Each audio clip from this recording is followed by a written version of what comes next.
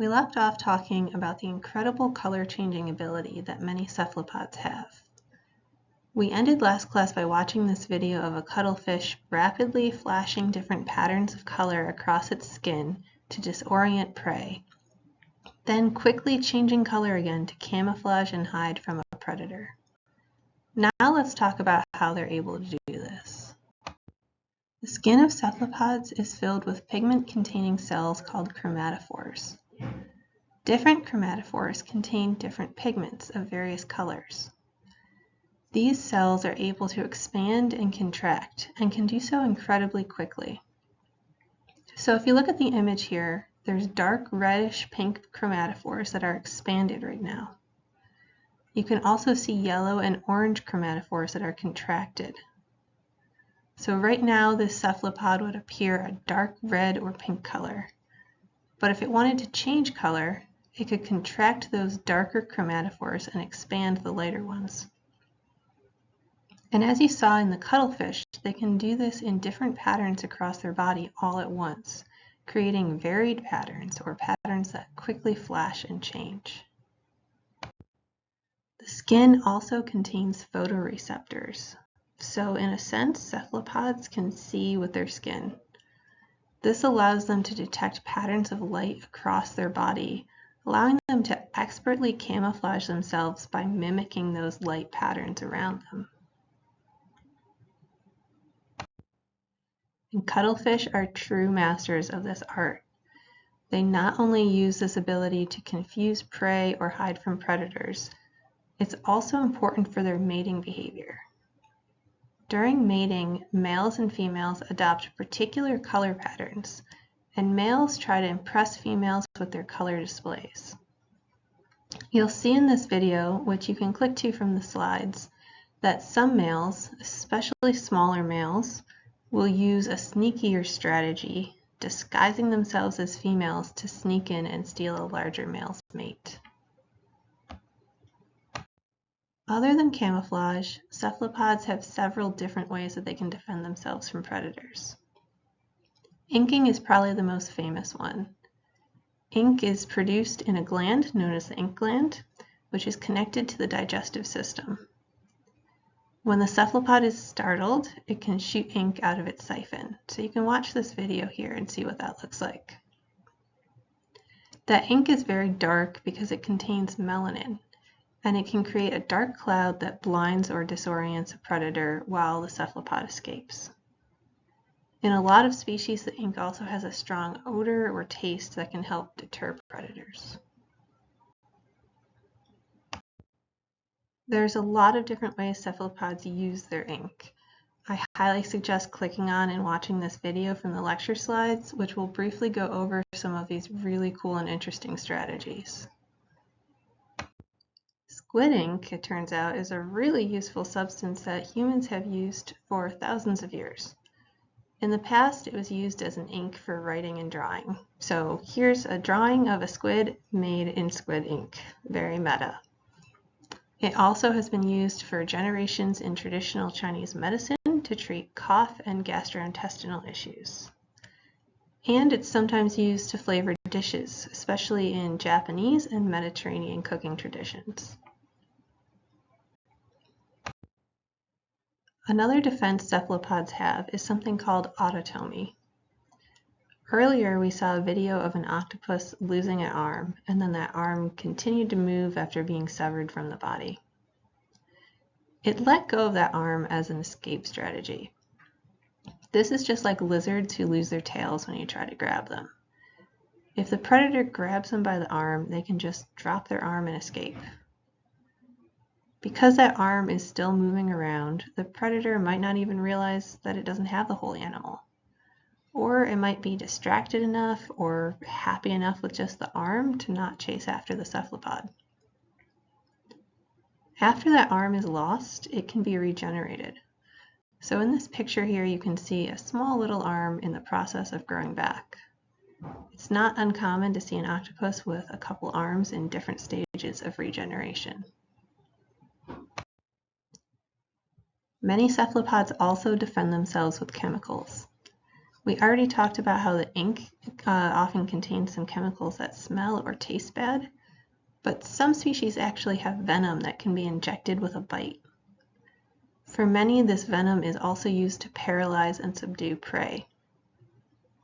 The blue-ringed octopus is the most venomous species that we know about, producing a powerful neurotoxin that causes paralysis. Its bite can potentially be deadly to humans because the paralysis it causes can actually stop the heart. So if you ever go snorkeling or scuba diving, definitely don't go around handling octopuses you don't know. Now let's talk about reproduction. Most cephalopods are dioecious, so they're either males or females. They do have internal fertilization, but they go about it in a way that's kind of unusual. The males produce little packets of sperm called spermatophores. They then take these spermatophores up with a tentacle or arm and transfer it into the female's mantle cavity. There it can get close enough to her ovaries to fertilize eggs. So again, that fertilization happens internally after the spermatophore is delivered. The female then lays her fertilized eggs, usually in some sort of protective case or capsule. These octopus eggs in the picture here are transparent, so you can see the little larval octopuses developing inside. Some species just leave the eggs somewhere protected and hidden and hope for the best. But in others, the female may actually guard her eggs, or she might actively fan water over them to help keep them oxygenated as they develop. Those eggs hatch into tiny little larval cephalopods called paralarvae. These larvae are planktonic, so they aren't doing much active swimming. They're mostly being carried on ocean currents. As they grow, they develop into juveniles, which look pretty much like the adults, just a little bit smaller. They'll go through several juvenile stages, eventually becoming sexually mature and reaching adulthood. Cephalopods play many different roles in marine ecosystems. Of course, they're important predators, keeping populations of fish and other invertebrates in check. But they're also an important food source for larger animals, like the sea lion here. We talked earlier about how many of them, especially octopuses, are very curious and manipulate their environments. So they may build shelters for themselves that can then be used by other species. Kind of like how beavers manipulate freshwater systems by building dams, though probably not on that same scale. Of course, humans also eat cephalopods. Probably many of you have had calamari, which is squid tentacles, and as I mentioned before, the ink is also sometimes used in food. We humans are fascinated by cephalopods for good reason. So they come up often in cultural references like books and art. It's no wonder that seeing giant squid washed up on the beach would strike fear in early sailors of what might be in the depths of the ocean, inspiring stories like 20,000 Leagues Under the Sea. If you haven't read that classic, I highly recommend it. Cephalopods are also important model organisms, particularly in neuroscience, for helping us understand how nervous systems and brains work. Despite being an invertebrate with anatomy that's pretty simple compared to our own, they share a lot of the same neurotransmitters that we have, and they have the ability to form memory and learn. So studying them can help us understand our own brains and nervous systems. In ecology and conservation, cephalopods can also serve as indicator species. They're particularly sensitive to habitat disturbance, things like pollution and climate change. So monitoring cephalopod populations can tell us how an ecosystem is doing. If we notice a decline in their numbers, that may be a sign that the ecosystem is in distress, and other species that might be harder to monitor are also likely being affected. And because they're sensitive to these environmental changes, their populations are at risk due to a number of different factors. Overfishing can have a huge impact on their populations. Many species are actively fished, especially squid, but often they can also be caught as bycatch, meaning they wind up in traps and nets that are intended to catch something else, like fish. Habitat destruction, especially damage to those coral reefs that serve as biodiversity hotspots, can affect the prey that cephalopods rely on. They're sensitive to pollution, but not just from chemical effects. Remember, these are very curious animals, so they're likely to explore any new item that they haven't seen before. Something like a can sunk to the ocean floor is probably going to be explored by an octopus who comes across it, and it might get injured or damage itself in the process. And of course, like most of our marine life, they're affected by climate change in several different ways.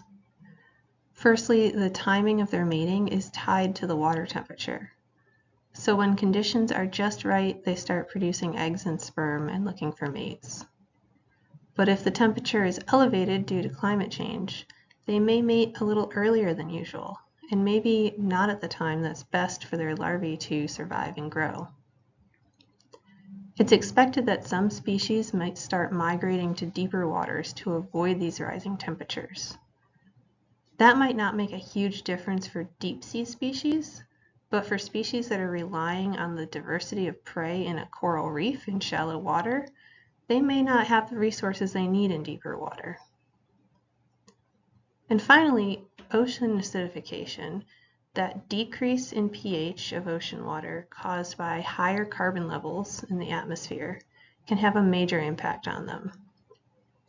Throwing off that pH can alter their sensory perception, especially chemoreceptors, making it more difficult to sense and interpret the environment around them. So it may be more difficult to smell out prey or detect predators or to find mates.